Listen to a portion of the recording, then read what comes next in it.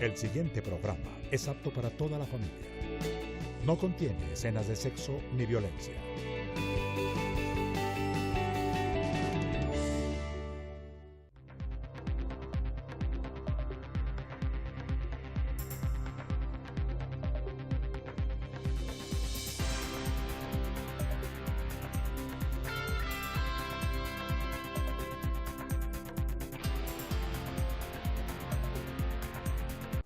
Buenos días, mi nombre es Mario Morales, defensor del televidente del Canal 1.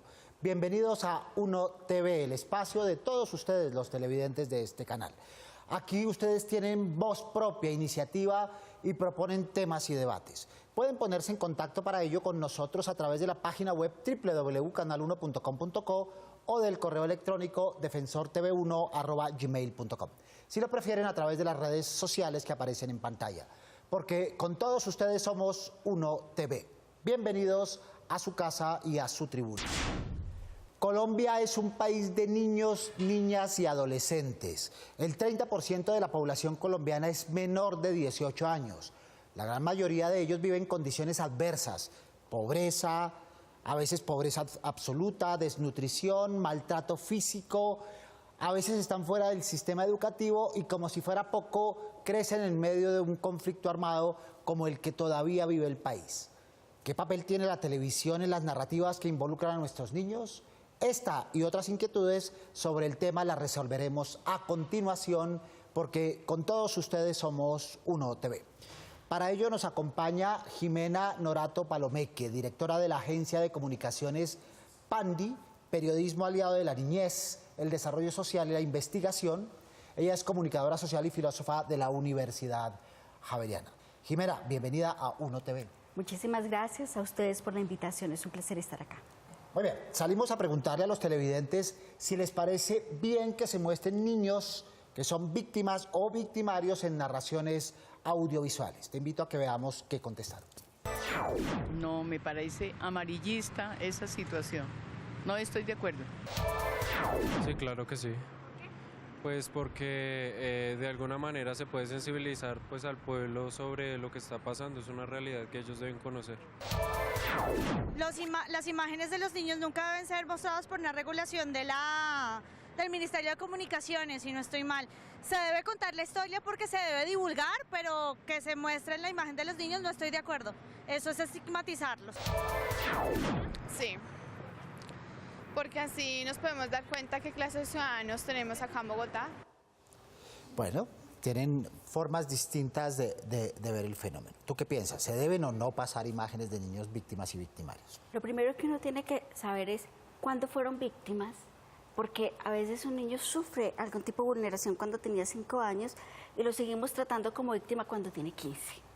Entonces, creo que muchas veces en nuestra experiencia trabajando incluso con estos niños, ellos dicen: yo quiero contar mi historia, yo quiero salir, y no los estamos revictimizando. Cuando acaba de pasar un hecho violento, por supuesto que es muy duro y no deben sacarse a esos niños, porque es revictimizarlos. Van a llegar al barrio y van a decir: ay, mire la que violaron, mire el que el papá le pega, mire el que el padrastro no sé qué, mire el de la guerrilla, y el guerrillero. Los estigmatizamos tal vez, pero también muchas veces nos queda la pregunta: ¿recuerdan la foto de la niña de Vietnam que la quemamos con napalm? ¿Qué tal no hubiéramos sacado esa foto? ¿Qué tal el periodista no hubiera sacado esa foto? Esa foto cambió el mundo y cambió la guerra, cambió la mirada que se le dio. A veces creo que es necesario poner de relieve en el público este tipo de situaciones. La pregunta es, ¿depende del tema? Porque, por ejemplo, en medio del conflicto armado, qué sé yo, una violación, una agresión, un ataque con ácido, un intento de feminicidio. Pero en comparación, otras imágenes, por ejemplo, en desastres naturales, recordemos la imagen de Omaira en el Tolima. ¿Hay una diferencia entre uno y otro tema y entre una y otra circunstancia? Claro, porque en el caso de cualquier tipo de abuso físico o sexual, el niño o la niña ha sido vulnerado, se siente vulnerado, y lo vamos a revictimizar allí mostrándolo, lo vamos a estigmatizar incluso. Pero en el caso de una niña como Mayra, lo que vamos a hacer es hacer un llamado nacional, aquí está pasando algo grave y tenemos que actuar ya, en un desastre natural, niños que están sin cuidadores, niños que llegan sin familiares, niños en situación de desplazamiento solitos, niños que están siendo explotados en la calle. Hay que hacer un llamado de quién son estos niños y por qué están acá. ¿Y quién decide, digamos, cuál es el criterio para que un realizador, un director, un periodista, un documentalista decida o no si poner en pantalla la imagen de un niño o una niña? Desafortunadamente la regulación en medios de comunicación para la niñez y adolescencia no existe. Tenemos un par de mandatos por Código de Infancia y Adolescencia, que es no podrá mostrar imágenes de niños víctimas, victimarios o testigos de actos violentos. Pero además no nos define que es un acto violento. Entonces yo creo que tiene que ser un criterio ético. A nosotros siempre que nos preguntan en la agencia, ¿lo puede hacer? ¿Puede entrevistar a la niña que llegó y que la violaron y que no sé qué? Yo siempre les pregunto, si fuera tu hija, ¿la entrevistarías? Entonces yo creo que ese es un principio además ético-filosófico. Haz de tu noticia lo que tú crees que se ganaría un premio por ser ética. Es la regla de oro del periodismo norteamericano. Ponte en los zapatos del otro. Es regla de oro. En Uno TV, ustedes, nuestros televidentes, tienen la palabra. Veamos nuestra primera tribuna.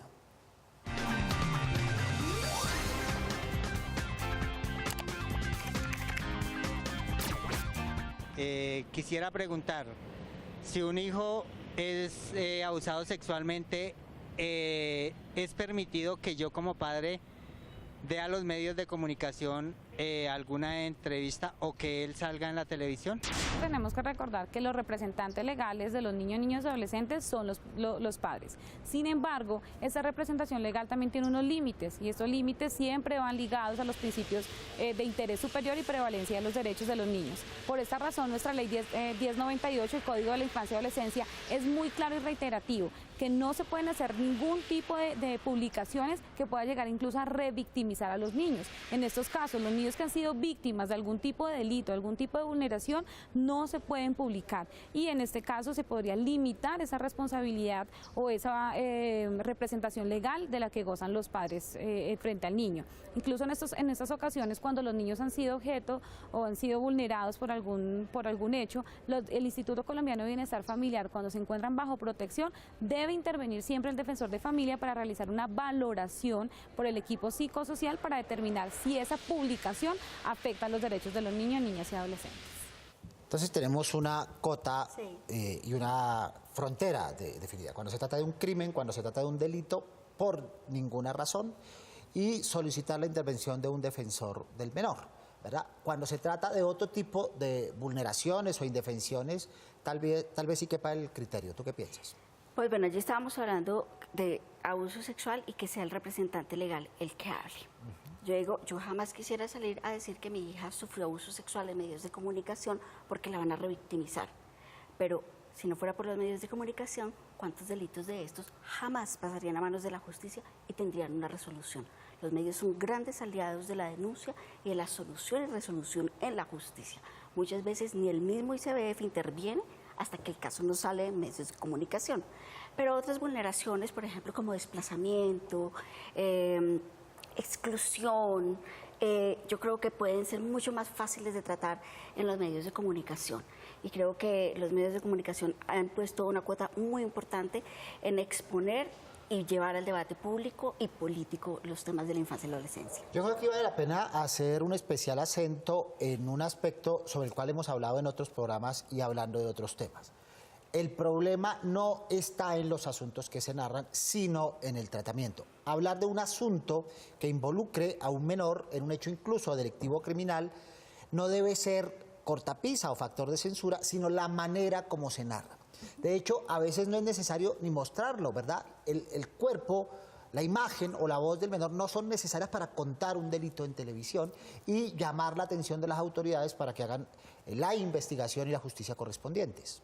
Sí, tal cual. Nosotros hemos realizado entrevistas incluso con niños que han sido desvinculados del conflicto armado y hemos utilizado otros recursos donde llevamos la voz de ellos y su opinión, pero obviamente ni les mostramos, ni decimos dónde viven, con quién están, etcétera, porque eso es casi que ponerles una lápida encima. Entonces yo creo que como periodistas tenemos que hacer el esfuerzo, cuando hablemos de niñez y adolescencia, de utilizar todos los recursos que tengamos a la mano para proteger su identidad, su integridad personal, pero yo creo que tenemos que conocer las historias de los niños y las niñas colombianas, que como tú lo decías al principio, son los que más sufren el conflicto, la guerra, la pobreza, la desnutrición. Entonces tenemos que escuchar también sus voces y es nuestra obligación legal escucharlos. Hace una década era el tercer tema más importante de los medios de comunicación, después de política y orden público, hablar de la niñez. ¿Cómo está el asunto hoy? ¿De qué se habla cuando hablamos de niños? ¿Está bien la narrativa televisiva en estos momentos? Bueno, efectivamente el número de noticias acerca de la niñez y la adolescencia se ha duplicado. Por ejemplo, en diciembre fue el primer tema en los medios de comunicación. A veces sube, a veces baja, pero realmente los temas de niñez y adolescencia se han posicionado en programas, en noticieros, como temas realmente de interés público, que sigue siendo casi igual. El primer tema del cual hablamos es de violencia. Entonces, son violencia, educación, salud. Allí se va a concentrar el 54% de la agenda mediática de los noticieros, pero ha mejorado muchísimo también a veces cómo hablamos acerca de violencia. Lo que hablamos ahorita, depende de cómo se hable, es como la gente va a pensar a los niños y a las niñas. Y por ejemplo, frente al tema de los niños y los adolescentes infractores de la ley, lo que se ha estilado es hablar de ellos como victimarios. Entonces, cuando un medio de comunicación habla de ellos como niños que cometen delitos, pero que antes fueron vulnerados en su catálogo de todos los derechos, no tienen educación, son víctimas de abuso físico, sexual, policonsumidores, no asisten al colegio, entonces la noticia cambia totalmente. Entonces, realmente decimos cómo reclamamos como sociedad y como Estado lo que le hemos negado durante toda su infancia y su adolescencia. Bien, volvamos con Lina Patricia Rodríguez, coordinadora de protección de la Dirección General del Instituto Colombiano de Bienestar Familiar. Lina, ¿qué hacer desde los medios para prevenir los abusos y maltratos a los que pueden estar expuestos nuestros niños? Bueno, existen diferentes acciones que consideramos que los medios de comunicación pueden aportar frente al maltrato infantil. Los medios de comunicación, tanto por la Constitución Política como por la Ley de Infancia y Adolescencia, tienen unas responsabilidades sociales. Y esas responsabilidades sociales se pueden evidenciar en diferentes acciones. Primero, por ejemplo, empezar a evidenciar que existe un principio de corresponsabilidad en donde le compete tanto a la sociedad, a la familia y al Estado, todo lo relacionado con niñez. Entonces, difundir esa información y apersonar y apropiar tanto a la familia como a la sociedad, que ellos son la primera línea de defensa con los niños, es un aporte muy grande que pueden hacer los medios de comunicación. En segundo lugar, hay un aspecto muy importante que podemos llamar la atención y es frente a la terminología que se usa cuando se va a hablar de niñez. Por ejemplo, un cambio trascendental entre el Código del Menor y la Ley de Infancia y Adolescencia y es cómo nos referimos a los niños, niños y adolescentes. Antiguamente nos referíamos a los menores. El gran cambio que hizo es que no podemos referirnos a los niños como menores, sino como niños, niñas y adolescentes o menores de 18 años o menores de edad. ¿Por qué? Porque la terminología menor significa inferior y los niños no son inferiores. Están en un estado de vulnerabilidad que es una concepción totalmente diferente. Bien, han cambiado mucho las maneras de decir, las maneras de llamar, las maneras de denominar y en eso tenemos que hacer un particular énfasis, ¿no? Sí, de hecho, menor quiere decir por su primera acepción cosa inferior a la otra. Yo creo que para mejorar el periodismo también tienen que mejorar las fuentes de información. Uno es tan buen periodista como su fuente de información. Nosotros recibimos constantemente los comunicados del Estado, de la policía, del mismo ICBF y muchas veces traen la palabra menor allí. Entonces, ¿qué hacemos los periodistas? Copiar a la fuente de información. Muchas veces necesitamos una noticia ya y queremos esta fuente de información que nos hable en contexto de derechos y no está la fuente de información. ¿Cómo sale la noticia? Pues cuando yo era jefe de redacción del periódico decía, como Dios me ayude, porque hay que sacar el periódico mañana. El noticiero es en 10 minutos y no nos hablaron. Entonces yo creo que las fuentes de información, así como los periodistas, tenemos que capacitarnos en la manera en cómo emitimos las noticias sobre niñez y adolescencia. Y las fuentes de derechos humanos, las fuentes de niñez y adolescencia, a veces son fuentes que no están disponibles para los periodistas, que no están disponibles para enseñarnos, que no están allí presentes cuando necesitamos que nos den un enfoque de derechos, una versión especial, que nos ayuden a construir esto que estamos construyendo ahora en Colombia, que es un entorno favorable para la niñez y para la adolescencia, poniéndola en el centro. pues así como se instalaron las malas prácticas o las prácticas de eficiencias, a fuerza de repetición, de tradición, hay que desinstalarlas. Hay que llamar la atención sobre los usos adecuados del lenguaje. Para eso sirven mucho los monitoreos de medios, los observatorios de medios. ¿En este sentido se hacen observatorios de medios, Jimena?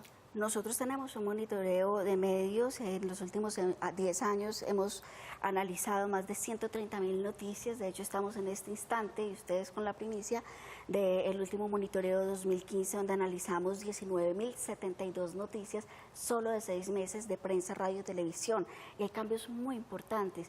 Por ejemplo, el tema conflicto armado duplicó el número de noticias, pero no importa solamente que las haya duplicado, sino que en ninguna noticia hallamos a los niños como victimarios, y se hablaron de temas que antes no se hablaba, de desvinculación, se hablaba de los niños post-acuerdo.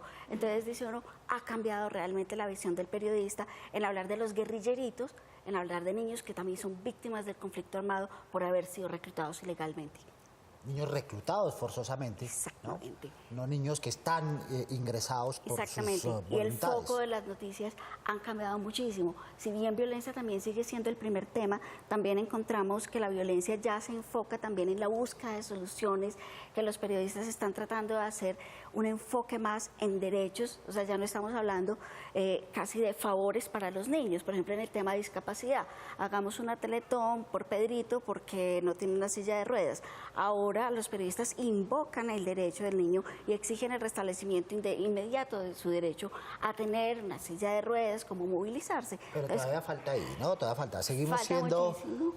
un Estado con una narrativa mendicante, una narrativa miserabilista que implora sensibilidad y no reclama derechos. Sí, pero yo creo que ha cambiado, y que el solo hecho de que haya cambiado, de que se vean pasos, de que los podamos contabilizar, ya es importante. Y creo que allí también hay una mejora en las fuentes de información, que hacen talleres para periodistas, encuentros, que tratan realmente de fortalecernos para que hagamos bien un cubrimiento de noticias.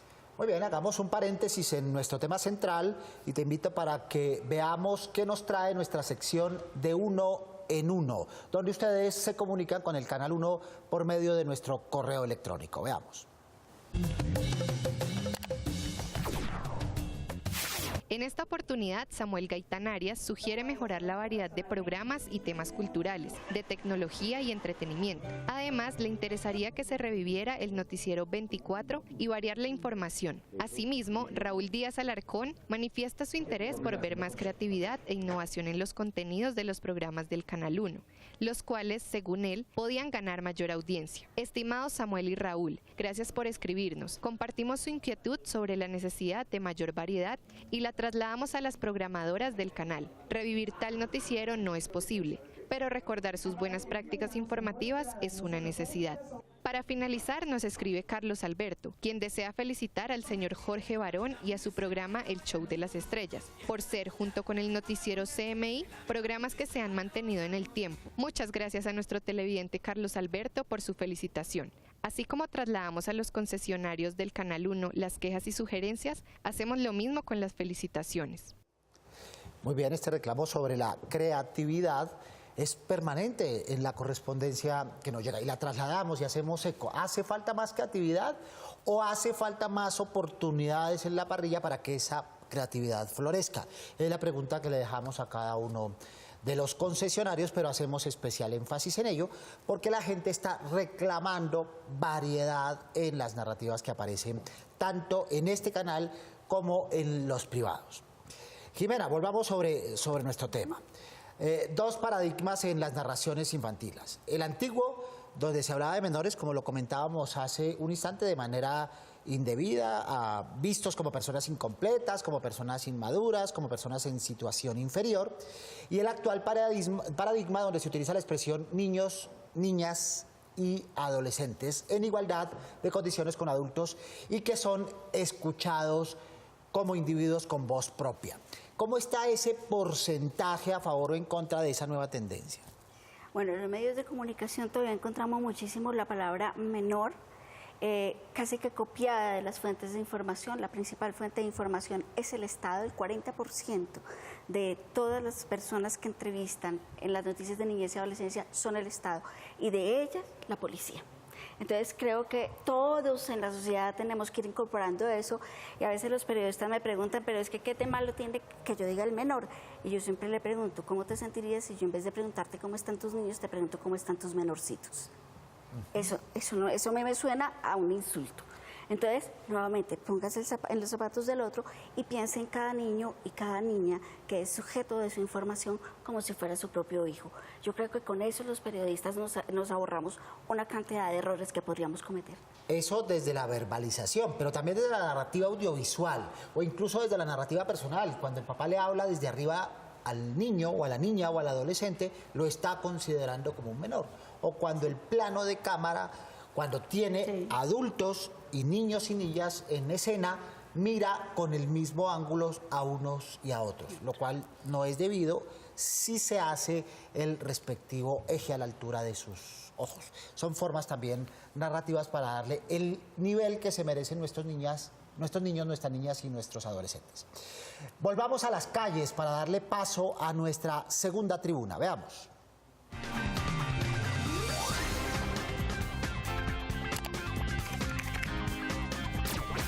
Mi nombre es José Paternina y quiero manifestar mi inconformidad con las imágenes de televisión que salen, que afectan directamente a la juventud y especialmente a los niños.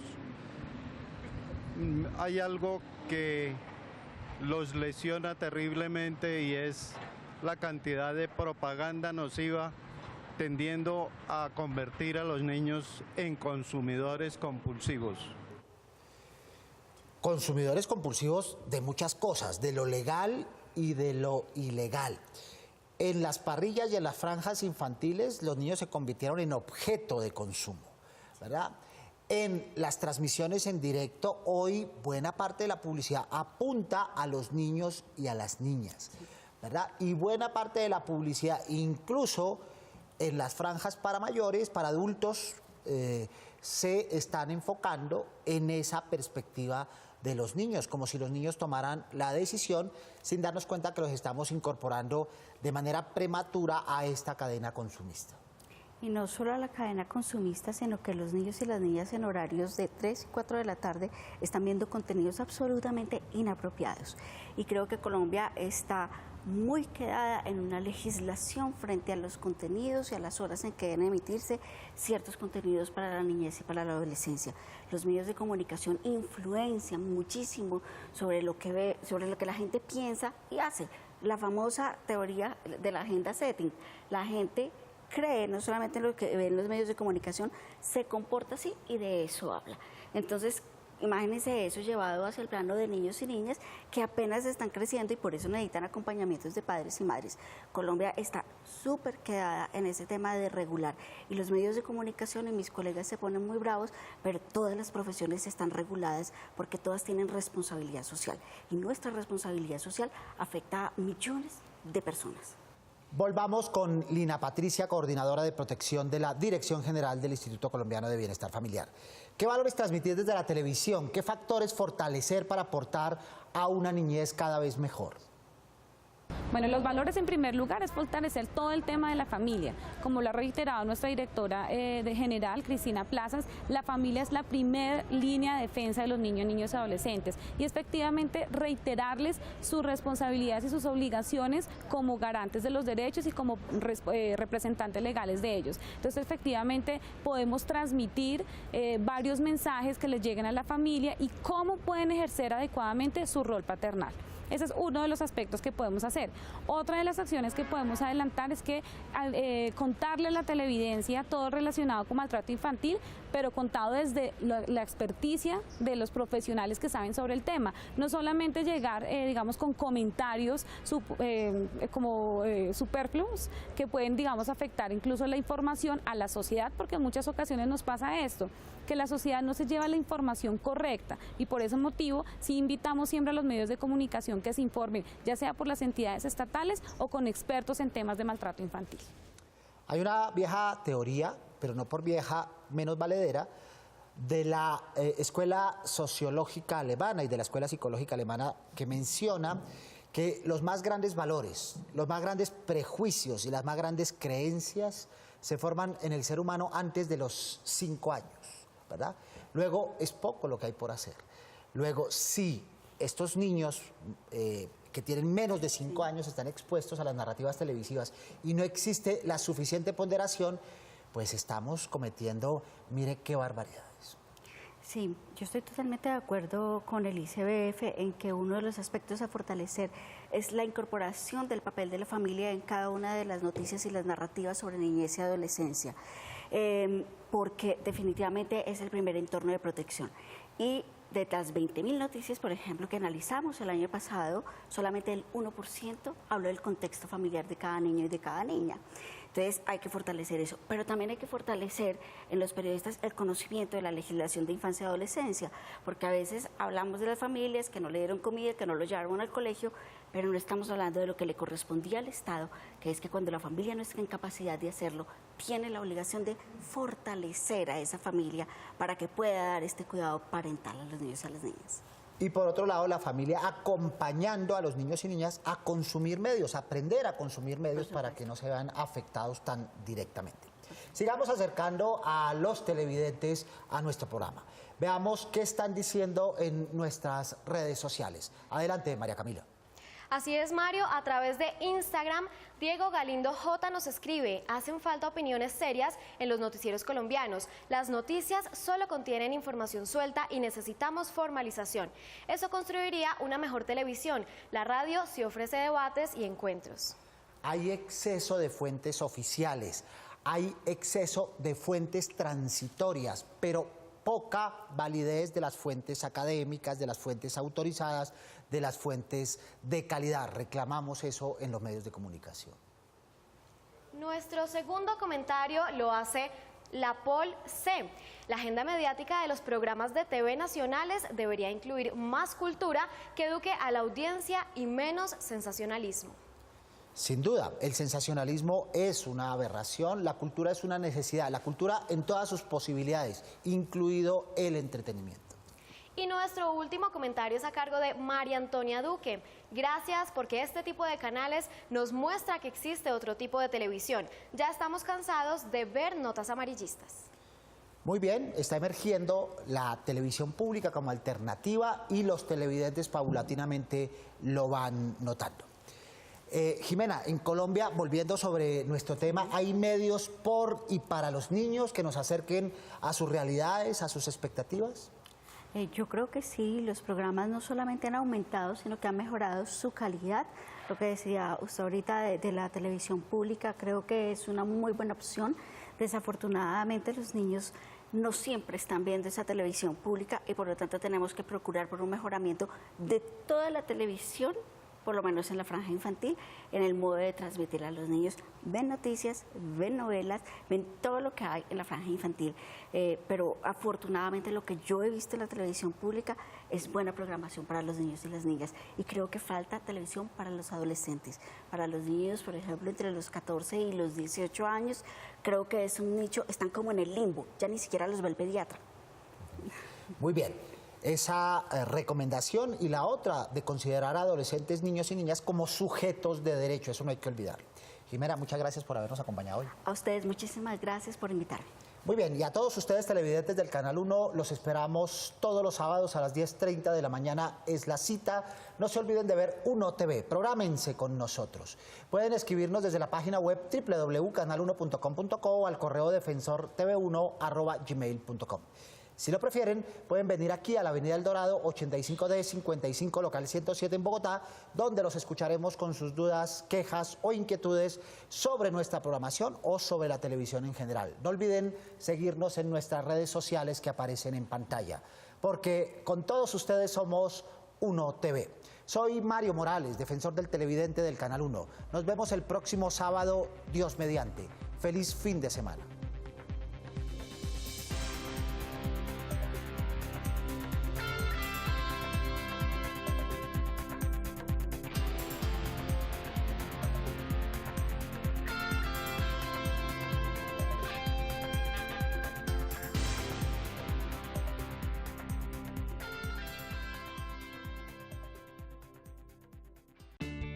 El anterior programa lo presentó RTVC, Sistema de Medios Públicos, con el auspicio de la Autoridad Nacional de Televisión, ANTV.